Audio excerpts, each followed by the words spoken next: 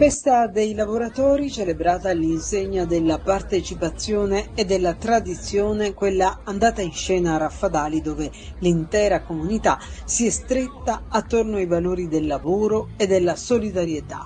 La giornata si è aperta fin dalle prime ore del mattino con attività sportive e momenti di svago che hanno coinvolto grandi e piccoli. Le vie del paese si sono animate grazie alla presenza delle bande musicali che hanno accompagnato cittadini e visitatori, creando un'atmosfera festosa e condivisa. Oggi il tempo ci accompagna pure perché è una giornata bellissima, tante attività oggi a Raffadali.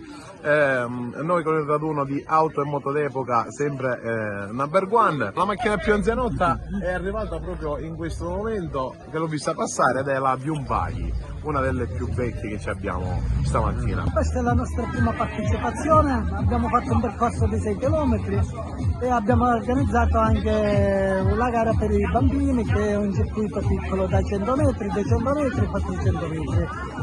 È la prima volta che lo facciamo, speriamo che va tutto bene e sarà un grande evento. Abbiamo 260 partecipanti, è stato un successo.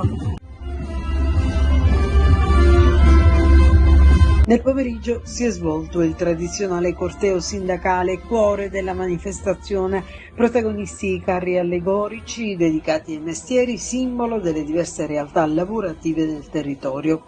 In testa al corteo il sindaco Silvio Cuffaro, insieme all'amministrazione comunale, a testimonianza del forte legame tra istituzioni e cittadinanza. La ricorrenza del 1° maggio è sempre stata una tradizione per la comunità di Raffadali.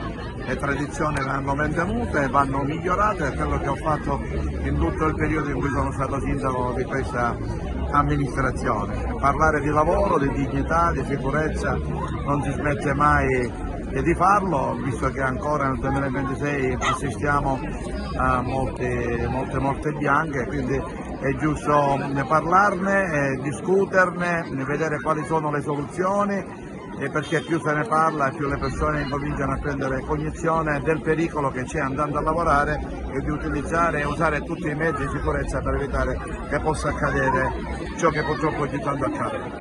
Dal palco gli interventi dei rappresentanti sindacali della CGIL hanno richiamato l'attenzione sui temi centrali del lavoro, dei diritti, delle sfide ancora aperte, ribadendo l'importanza dell'impegno collettivo.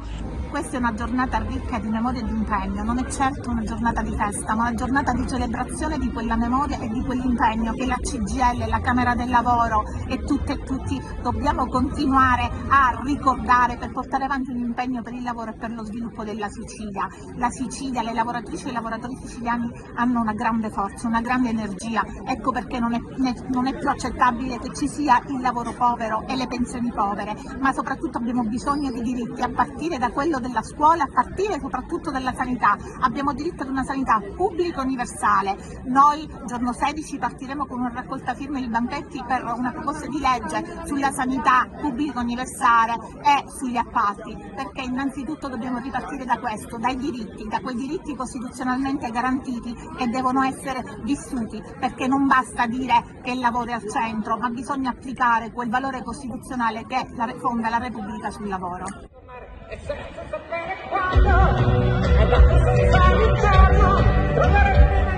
A chiudere la giornata, in serata, il concerto di Giusy Ferreri, che ha richiamato un pubblico numeroso. L'artista ha saputo coinvolgere i presenti con la sua energia e i suoi brani più noti, trasformando la piazza in un grande momento di festa e condivisione.